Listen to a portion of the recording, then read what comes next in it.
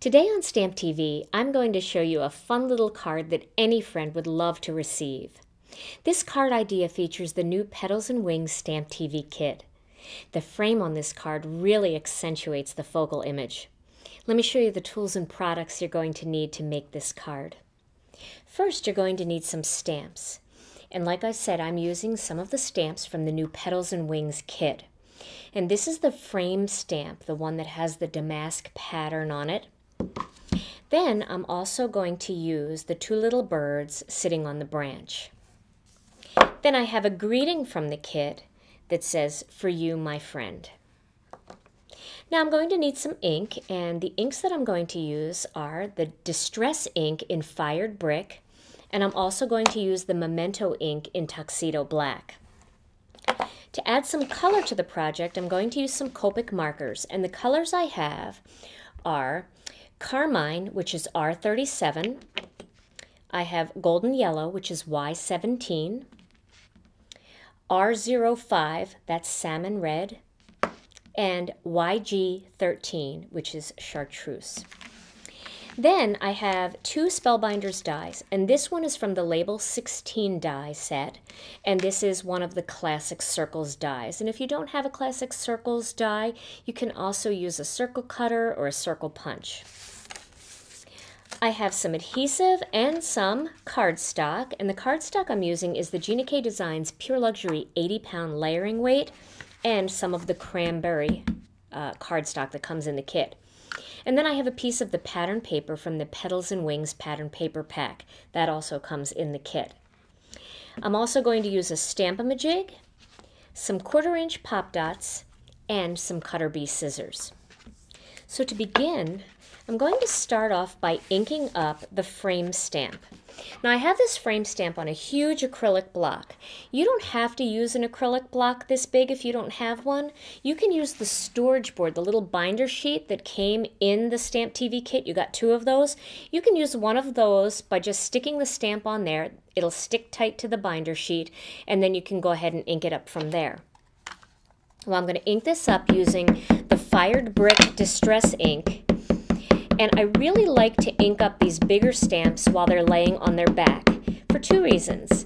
One reason is I can see that I have the entire stamp inked up and there's no shallow parts.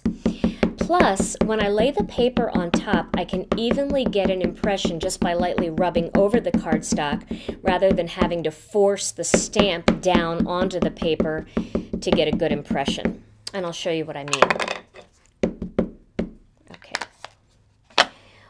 What I'm going to do is take this piece of 80-pound layering weight white cardstock and just gently lay it on top of the stamp.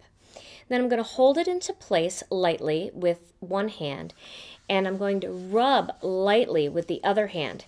Now I'm not putting very much pressure on it at all.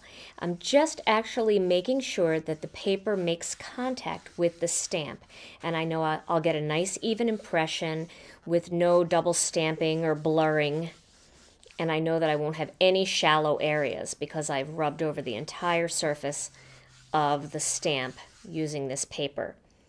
And you can see I've got a great impression there. Isn't that perfect? Okay, my next thing that I'm going to stamp is I'm going to stamp the birds using the Memento black ink. And again, this is a bigger stamp, so it's easier for me to ink it up this way.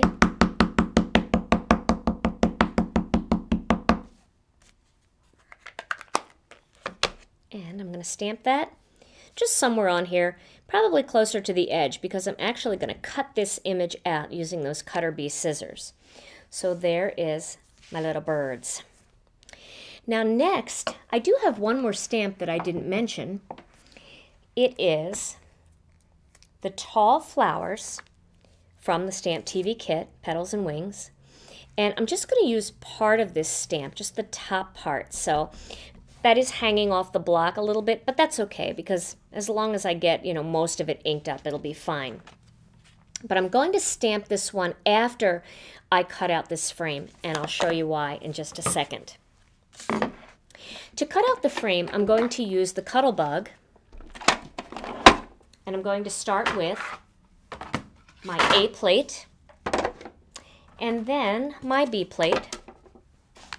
And I know I'm a little off center here, but let me move it into the center. Then I'm going to lay the image down and lay this frame die right on top.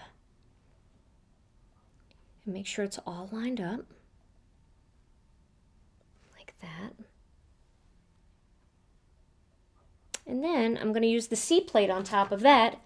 And the way I remember is C is for cut. And that is blade side down. And if you're new to the Spellbinders dies, the blade side is the side that has that little raised ridge around it. That's the blade. So now I have this cut out, and I'm also going to cut out the center. So I'm going to do that using that classic circles die. Just going to line it up in there. And again, put my C plate on top and cut that center out to make a little frame.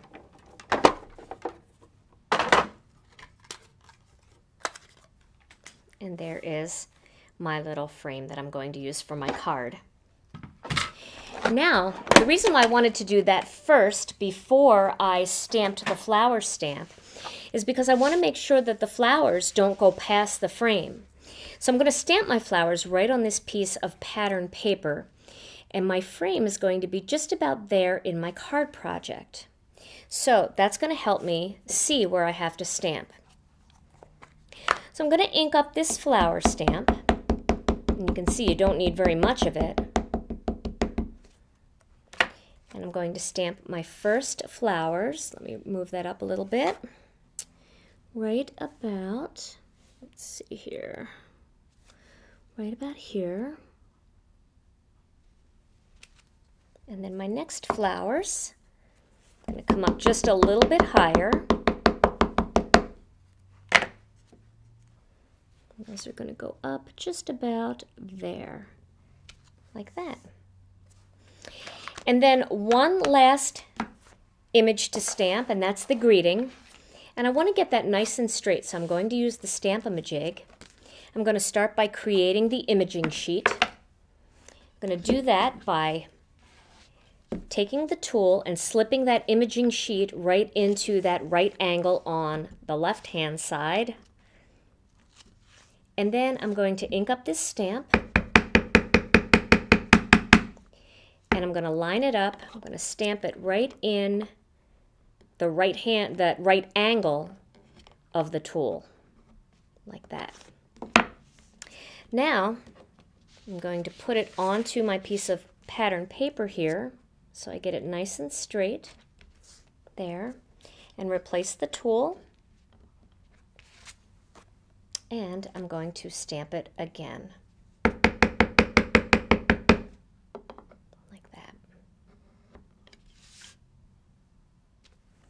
And now I have a nice straight image there on the bottom of my card. So now I'm going to assemble these pieces together, and then that whole thing is going to go onto my card base.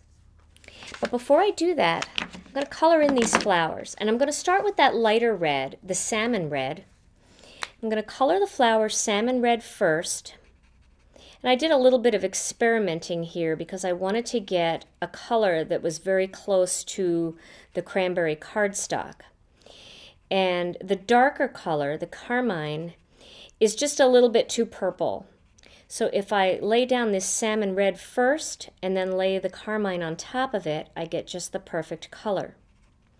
So try that. If you don't have the perfect color marker, try blending two together. You may be surprised how easily you can match up different markers to different pattern papers and cardstocks that you have in your collection, even if there isn't necessarily one marker that works perfectly. Blending in a little bit of this lighter red with that cranberry color worked perfectly. Okay, so now I'm going to go back on top of it with the carmine, and that'll give me just the right depth of red that I'm looking for. Now, as you can see, I've also colored in the little birds and the flowers to match the flowers on my pattern paper, and then I cut them out. I like to call this fussy cutting. I cut out all around this image, and I just took my time and kind of went all around the different little grooves of this image. And if you don't like to fussy cut, this may not be the card for you. You could do it maybe a little bit differently by stamping a different image that would fit inside that frame instead. But I thought this was kind of fun to do, and I would do something like this for a good friend who I know would keep the card. Okay, so that's cut out. Now we're going to assemble these two pieces together using some of the adhesive.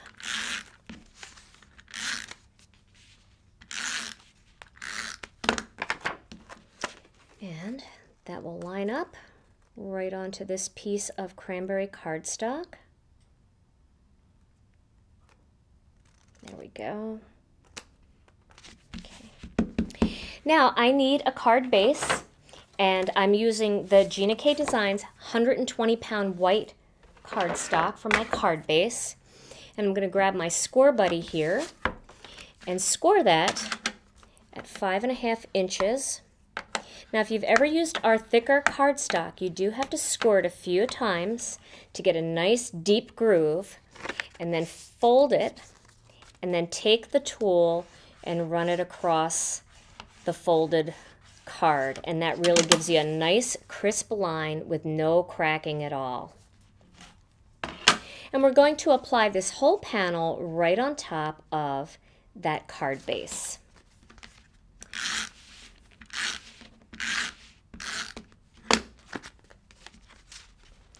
So there we have a card base ready for a focal image. Now I'm going to pop this right onto my card base as well, and I don't have to get too much tape on there. As long as all 4 little corners there have tape on them, I think that will be just fine. And line that up.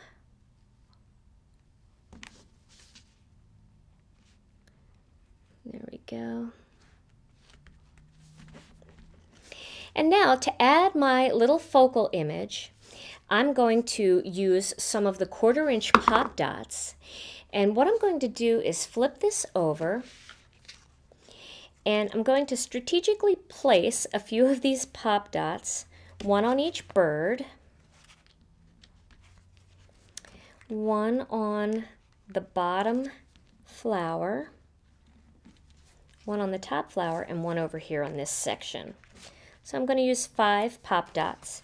Now the 1/4 inch pop dots are a little bit thicker and they're a little bit bigger. If you want a smaller pop dot, the 1/8 inch pop dots are really tiny, and they're not quite as, they don't give quite as much depth off the card. So if you want something that's a little bit flatter, you can use the 1/8 inch ones. And if you want something that's really, really popped up, you can use the 1/2 inch ones and just trim them down in quarters so that they fit.